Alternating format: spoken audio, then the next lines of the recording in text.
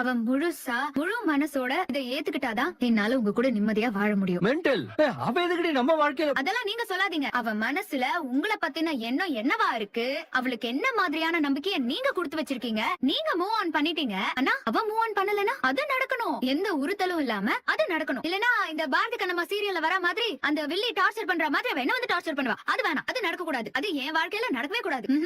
இது பாருங்க, இப்போ வெண்ணிலா குணமே ஆகலன்னு வச்சுக்கோங்க, அப்ப நம்ம வாழ்க்கை நம்ம இப்படியே தான் இருக்கணுமா? என்னால உங்களை கஷ்டப்படுத்தவும் முடியலங்க. அதே மாதிரி வெண்ணிலா மனசுல நீங்க யாரா இருக்கீங்கன்னு தெரியாம என்னால உங்க கூட நிம்மதியா வாழவே முடியாது. நான் உங்களை டார்ச்சர் பண்ணிட்டே தான் இருப்பேன். இப்படி ஒரு வாழ்க்கை தேவையா நீங்களே யோசிச்சுக்கோங்க.